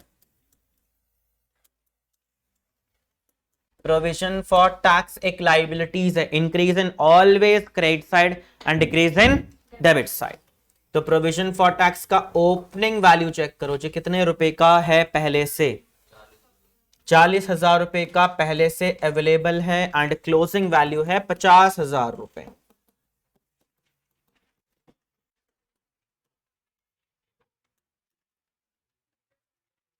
₹50,000।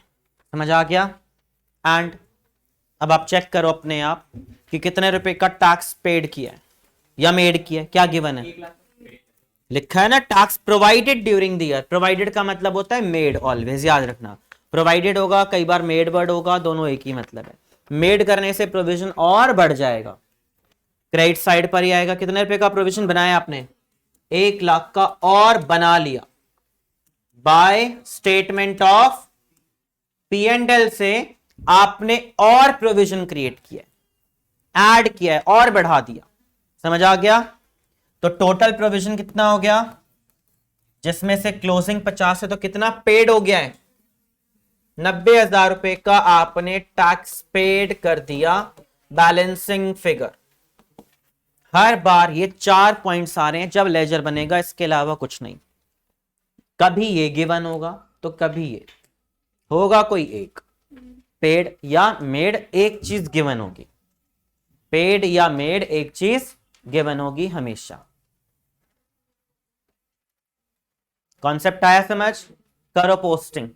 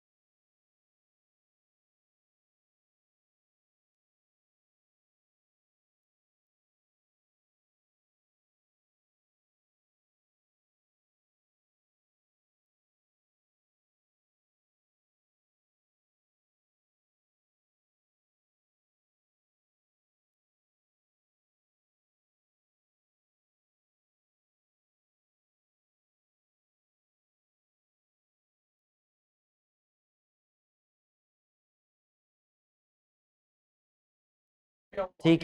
पे आप घर से कह रहे हो, आराम से दिन में जॉब कर। चलो जी अगले पॉइंट पर, प्रोविजन फॉर टैक्स ऐड करो।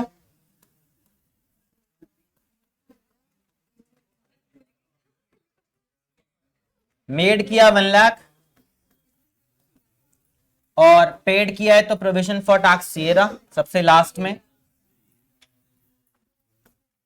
अब इसका लास्ट जो ट्रीटमेंट होता है वो भी मैं आपको बता ही देता हूं, क्योंकि क्वेश्चन में अब गिवन नहीं था, सॉरी। मेड 90 है।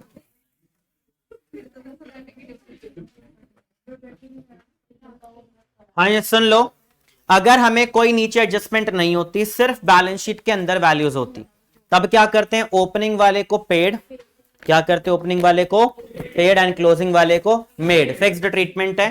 3 टाइप की मैंने आपको ट्रीटमेंट करा दी है। एक पिछले क्वेश्चन में जहां पे सिर्फ एडजस्टमेंट में था, एक ये अकाउंट बनाकर, और एक में जब सिर्फ कहां गिवन हो? बैलेंस शीट के अंदर। तो ओपनिंग वाला क्या होगा? पेड, और क्लोजिंग वाला क्या होगा? मेड। और कोई ट्रीटमेंट नहीं करनी। समझ आ गया? Next, share issue expenses. Total paid किया आपने 48,000 रुपए का। शेयर इशू एक्सपेंसेस शेयर से रिलेटेड है, इसलिए फाइनेंसिंग में जाना चाहिए। फाइनेंसिंग में आ जाओ। Share issue expenses total paid किया आपने 48,000 रुपए। कैश का outflow 48,000।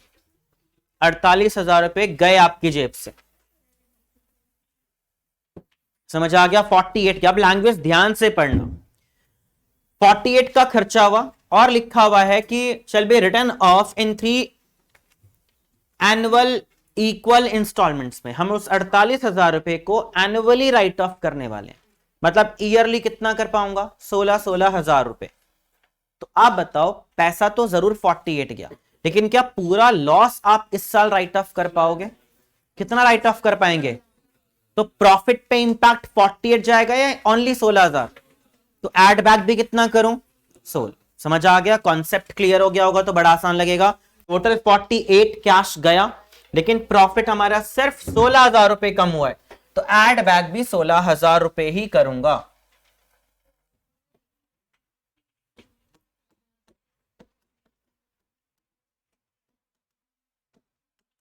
Share issue expense return of किए गए हैं सिर्फ 16,000, बाकी 32,000 रुपया बैलेंस शीट में ढूंढ सकते हो, मिल जाएगा। एक होगा करंट एसेट्स में, एक होगा अदर नॉन करंट एसेट्स में, बैलेंस शीट के अंदर ही पड़े होंगे।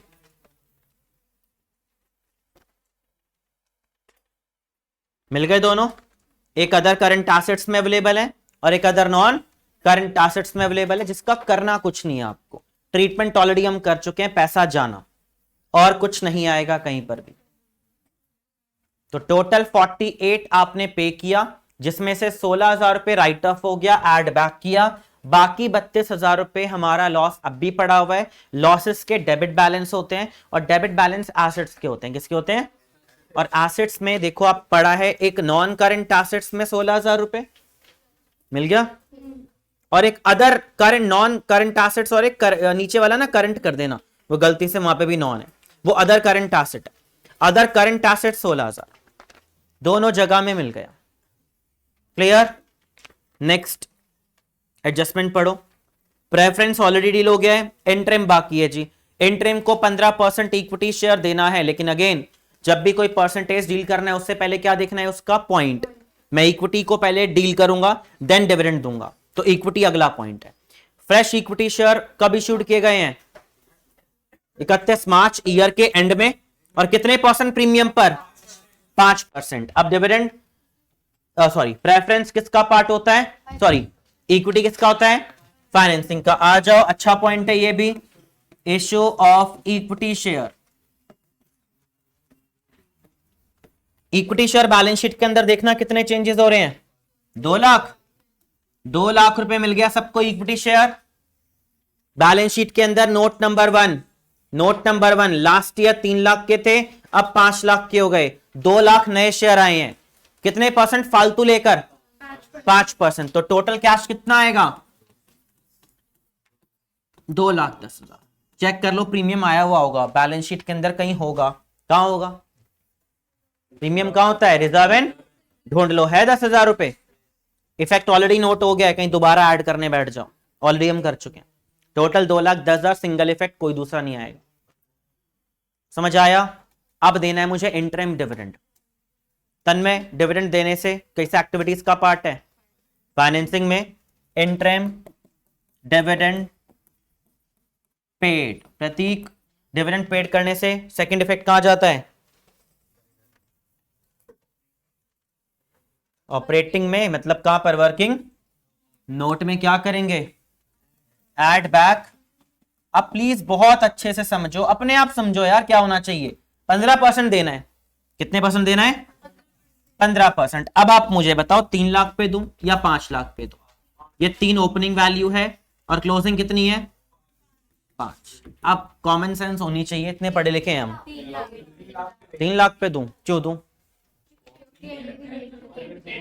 क्योंकि नए शेयर कब आए हैं? ये देखो, नए शेयर कब आए? ईयर के एंड में। और डेट ऑफ हम इंटरिम दे कब रहे हैं? 31 दिसंबर को, बीच में कभी दे रहे हैं। तो नए वाले आने से पहले ही डिविडेंड दे चुके हो आप, तो क्या नए वालों को मिल पाएगा? नहीं। कॉमन सेंस है जी, नए वालों को बिल्कुल नहीं मिलेगा। वो बाद में, चाहे अगले दिन क्यों ना रहा हो, क्या 1 जनवरी को ही क्यों ना मैं इशू कर रहा होता, तब भी मैं नए वालों को नहीं देता, क्योंकि मैंने डिविडेंड कब अनाउंस कर दिया है? 31 दिसंबर को। अगले दिन से मुझे कोई मतलब नहीं है। और मैंने आपको क्लियर कर चुका हूं, डिविडेंड या मिलेगा या नहीं मिलेगा, कोई मंथ्स में नहीं मिलता। समझ आ गया? तो ओपनिंग वैल्यू पे देना है। कौन सी वैल्यू पे? नए वालों को नहीं दे रहे। क्लियर? तो 3 लाख का 15% एड बैक। और सेकंड इफेक्ट फाइनेंसिंग में क्या होगा? माइनस 45,000 रुपए माइनस फ्रेश इक्विटी सब हो गया हमारा। अब स्टार्टिंग से पढ़ते जाओ, कौन कौन से परसेंटेज बाकी है वो भी देखना है।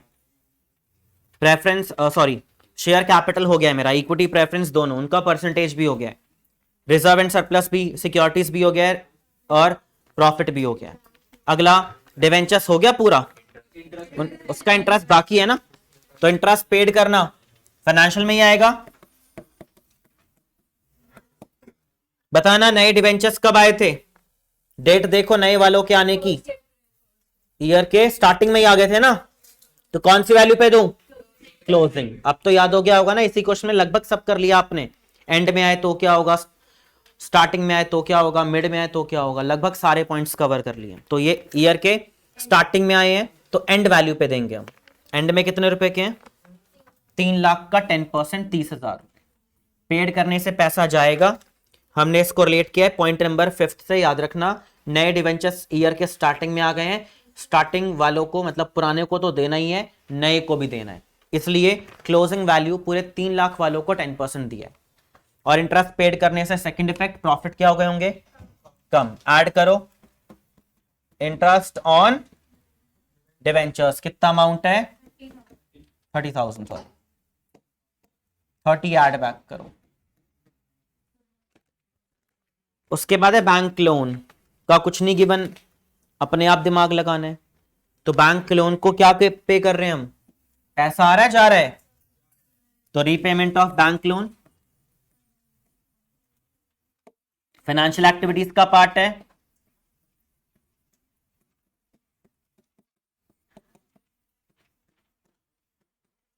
कितने रुपए के रीपे हो रहे हैं, 1 लाख। पैसा आउटफ्लो, इनको भी इंटरेस्ट देना पड़ेगा। इंटरेस्ट ऑन कोई भी डेट वगैरह नहीं गिवन तो कौन से प्राइस पर, ओपनिंग। जब भी कोई डेट वेट ना हो तो ओपनिंग, समझ आ गया। ओपनिंग वैल्यू कितने रुपए के हैं, 3 लाख का कितना रेट, 15%, समझ आ गया। जब डेट वेट ना गिवन हो तो ओपनिंग प्राइस पर। काम वही है, इंटरेस्ट पेड करने से पैसा जाएगा और एड बैक होगा। ट्रीटमेंट वही है, चाहे बैंक लोन को दूं, शॉर्ट टर्म लोन को दूं, डिवेंचर्स को दूं, या फिर आप किसी भी लोन को प्रोवाइड कर रहे हो। तो इंटरेस्ट पेड टोटल कितना हो जाएगा 45। थोड़ा स्पेस कम है, ध्यान से देख लेना जी। इंटरेस्ट पेड किया, पैसे का आउटफ्लो। और second effect add back interest on bank loan 45। अगला पॉइंट, बैंक ओवरड्राफ्ट भी किसका पार्ट होता है,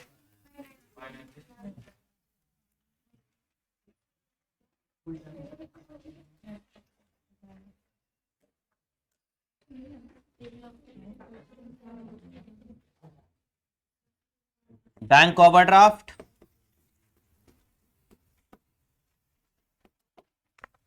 कम हो रहा है ना, बढ़ रहा है sorry, 1.5 lakh positive. Bank overdraft बढ़ रहा है पॉजिटिव, अगर ये कम होता तो वर्किंग तो माइनस यहीं, सब यहीं। बैंक ओवरड्राफ्ट यहीं करना है आपको, ठीक है। लोन एक तरीके का ही आपका। Trade payable, working capital changes, trade payable बढ़ रहे हैं, ऐड। शॉर्ट टर्म प्रोविजंस हो गया, नॉन करंट हो गया, करंट हो गया। करंट इन्वेस्टमेंट्स कहां जाएगा, कैश एंड कैश इक्विवेलेंट्स, याद रखना। करंट इन्वेस्टमेंट्स कहां जाता है, कैश एंड कैश इक्विवेलेंट्स में, यहां नहीं आना। इन्वेंट्रीज, इन्वेंट्रीज यहीं आएगी, ट्रेड रिसीवेबल्स यहीं आएंगे, और अदर करंट एसेट्स ऑलरेडी मैं डील कर चुका हूं। इन्वेंट्रीज कितने ऐड हो रहे हैं, 1 लाख नेगेटिव, करंट एसेट बढ़ेंगे नेगेटिव। ट्रेड रिसीवेबल्स का note number 4, sorry note number 4 है, तो डेटर्स एंड प्रोविजन, जिसमें हमें दिक्कत हो जाती है इसलिए पॉइंट डाल दिया। डेटर्स कितने हो रहे हैं, इंक्रीज, बढ़ रहे हैं तो नेगेटिव। अब प्रोविजन का ये पॉइंट ध्यान रखना है, प्रोविजन फॉर डाउटफुल डेट्स क्या हो रहे हैं आपके, बताओ। इंक्रीज हो रहे हैं। देखो प्रोविजन बनता कहां से है, स्टेटमेंट ऑफ, तो प्रोविजन बनने से प्रॉफिट्स क्या हो गए होंगे, कम। तो सिर्फ यहां नहीं दिखाओगे, ऊपर दिखाना चाहिए। ऊपर मतलब नॉन ऑपरेटिंग एक्सपेंसेस वाले में यहां आप ऐड कर लोगे। मैं ये लाइन हटा देता हूं, अब तो समझ आ गया ना कौन से पॉइंट्स थे। ठीक है, यहां ऐड कर रहा हूं मैं क्या चीज, provision for doubtful debts. Operating का पार्ट होता है जब भी वो क्या हो रहे हैं आपके, बढ़ रहे हो। कितने रुपए के बढ़ रहे हैं, क्योंकि अब वो बने हैं करंट लायबिलिटीज। याद रखना प्रोविजन बनाने की एंट्री क्या होती है, statement of P and L two provision for doubtful debts. तो प्रोविजन बनाओगे तो प्रॉफिट्स कम हो गए होंगे, ऐड बैक किया। अब प्रोविजन क्या बन चुका है मेरा, करंट लायबिलिटीज। अब जब वो कम हो रहा होगा ना, मान लो उल्टा कम हो रहा होता, तब मैं यही माइनस करूंगा। कम हो रहा हो तो कहां जाएगा, वर्किंग कैपिटल चेंजेस में। बढ़ रहा हो तो ऊपर करना है। कॉन्सेप्ट याद रहेगा क्या बोल रहा हूं, कम हो रहा होगा तो क्या करना है, वर्किंग कैपिटल चेंजेस में। और इंक्रीज हो रहा होगा तो, क्योंकि इंक्रीज होने का मतलब क्या है, प्रॉफिट कम हुए होंगे, एड बैक। और कम हो रहा होगा तो वो प्रोविजन यूज कर लिया गया, और प्रोविजन जब यूज करते हैं तो वो एक लायबिलिटीज बन जाती है पहले ही। नेक्स्ट हो गए सारे पॉइंट्स। क्या रहता है हमारा, सिर्फ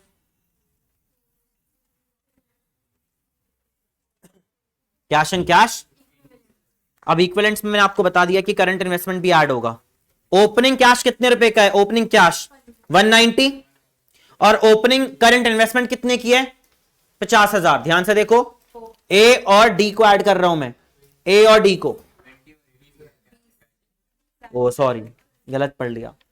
ओपनिंग कैश कितने रुपए का है, 20, और ओपनिंग करंट इन्वेस्टमेंट कितना है, 50। कितना हो गया, 70,000 रुपए का आपका कैश एंड कैश इक्विवेलेंट्स आ गया opening. And closing 80 plus 90 1, answer आएगा हमारा 1,00,000 रुपए।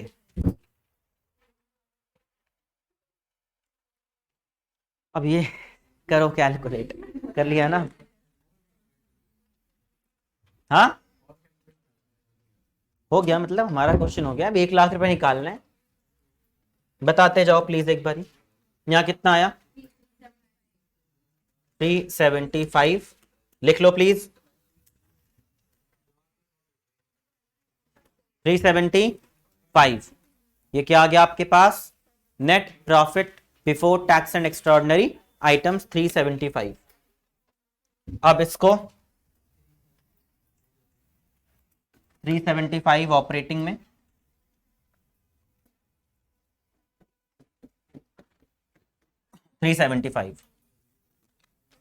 फिर यहां से यहां तक वर्किंग कैपिटल चेंजेस तक 582,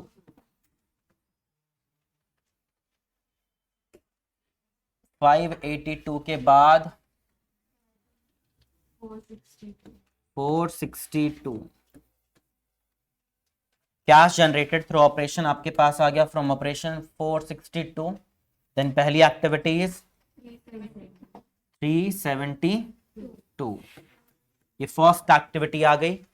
372 positive cash flow from operating activities. समझ आ गया।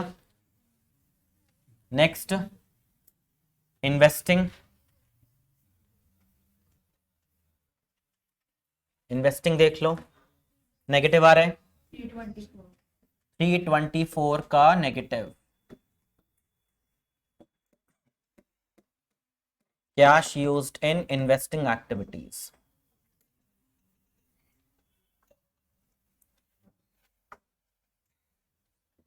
और ये 52 पॉजिटिव।